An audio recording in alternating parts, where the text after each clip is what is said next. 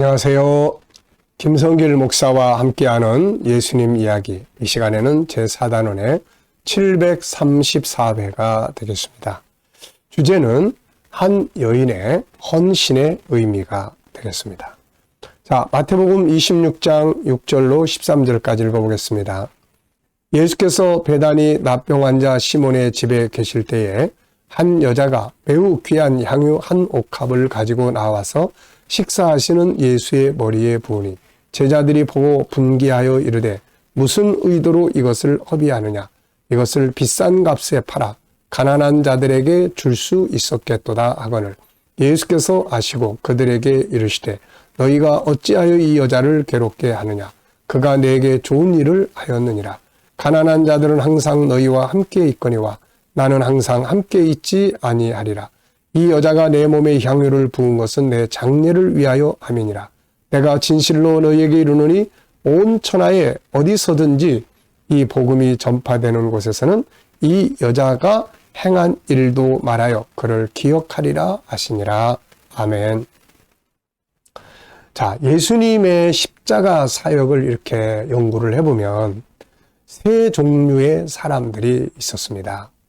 첫째는 다윗 왕국을 꿈꾸면서 예수님을 따라다녀서 한 자리 해보려고 했던 사람들이 있었습니다. 당시 유대인들은 선지자들이 천국을 전할 때, 하나님 나라를 이야기할 때 모형으로 사용한 것이 이스라엘 왕국이었어요. 그래서 이 사람들이 지금 메시아가 오면 다윗 왕국을 건설을 할 거다, 이런 신앙을 가지고 따라다닌 거예요. 그러다 보니까 자연스럽게 그러면 나도 한 자리 해야 되겠다 하는 생각을 가졌던 것이죠.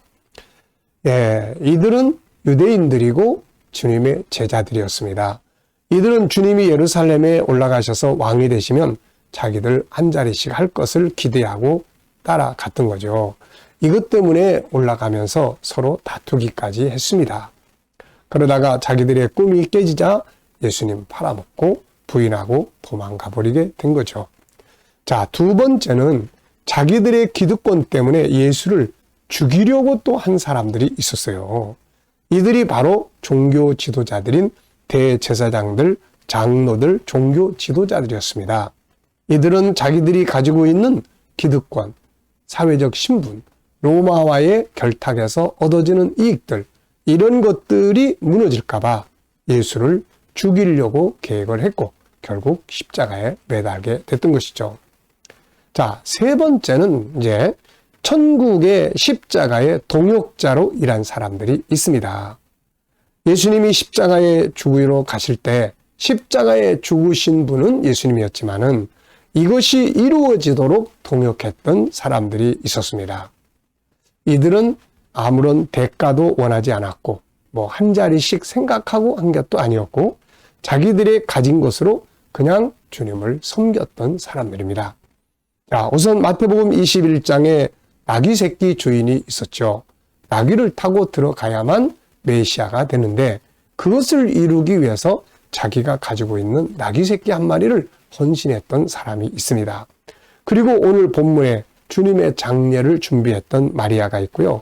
마지막 만찬자리를 준비했던 또 무명의 사람이 있습니다.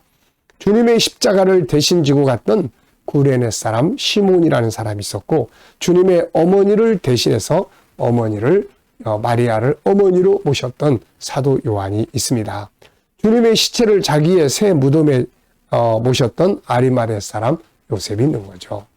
예루살렘에 입성할 때부터 십자가에 죽고 난 다음에 장례될 때까지 그 과정 속에 이 사람들은 하나, 둘, 셋, 넷, 다섯, 6명이죠. 이들은 정말 필요할 때 필요한 것으로 헌신했던, 십자가가 이루어질 수 있도록 도왔던 동역자들입니다.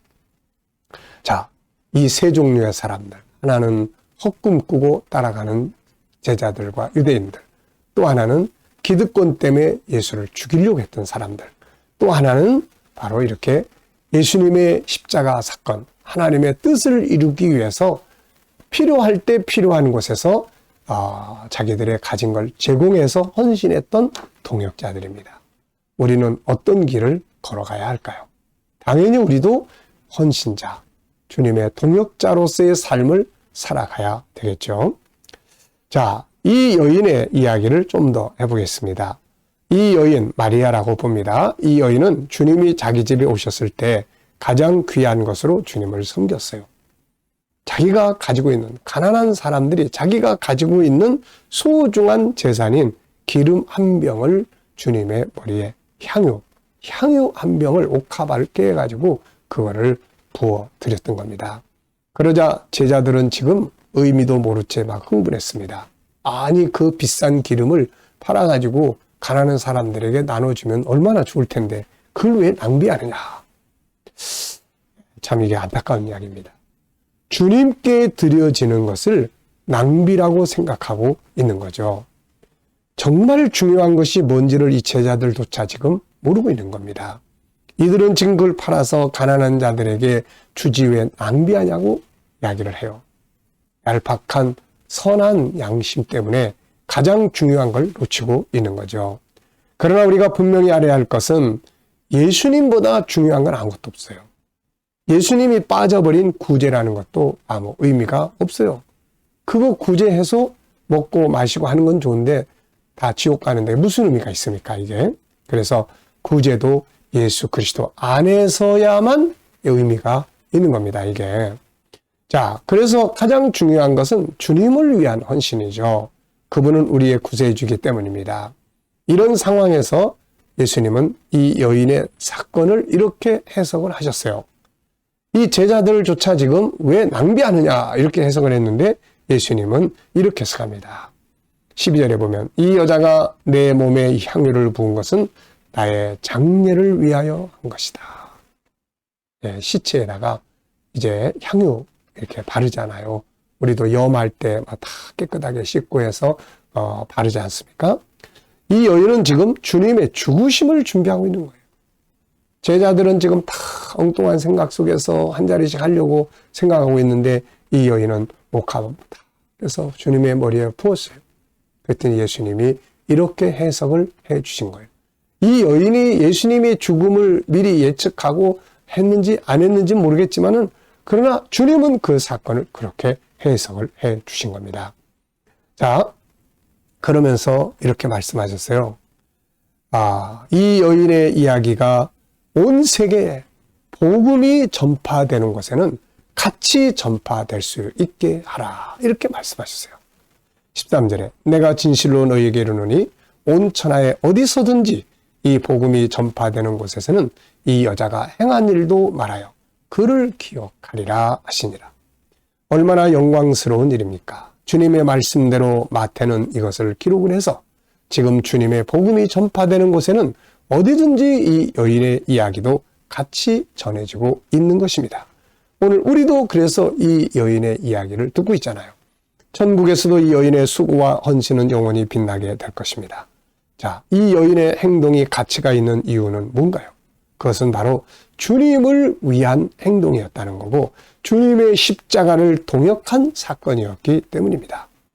자, 여러분, 우리의 가지고 있는 것들이 우리 자신만을 위해 사용된다면 먹고 마심으로 화장실 가면 다 끝나버리고 마는 거예요. 그런데 우리의 가진 것들이 선한 일에 사용되고 가난한 자들을 돕는 일에 사용된다면 선한 사람이 되고 사람들에게 영광을 얻게 됩니다. 막 사람들이 칭찬하고 우러러 보잖아요.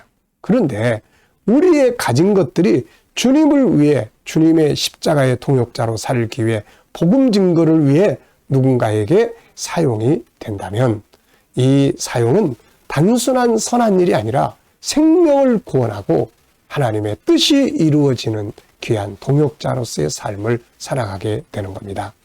자, 그래서 이제 우리도 동역을 해야 되겠죠. 이제 우리는 어떤 일에 동역을 해야 됩니까? 십자가 사건은 이들의 동역으로 이제 완성이 됐어요. 그러면 이제 우리 할 일은 주님의 십자가의 복음이 모든 사람들에게 전파되기 위해서 그 일을 위해서 동역을 해야 합니다. 직접 복음을 나눌 수도 있고 기도할 수도 있고 그 복음 전파를 위해서 내가 가진 것들을 헌신할 수도 있게 되는 거죠. 내가 가진 것이 복음 전파에 사용이 된다면은 이것은 단순 구제가 아니고 단순한 선한 일이 아니라 생명을 구원하고 하나님의 뜻을 이루는 아주 중요한 역사를 위해서 드려지는 것이 되는 거죠. 그래서 결국은 하늘에서도 영원히 빛을 발하게 되고 이 땅에서도 상급을 얻게 되는 것입니다. 자, 이제는 십자가의 복음이 전파되는 일을 위해서 우리가 함께 동역하는 자들이 되어야 한다. 이 시간 말씀 여기서 마치겠습니다. 감사합니다.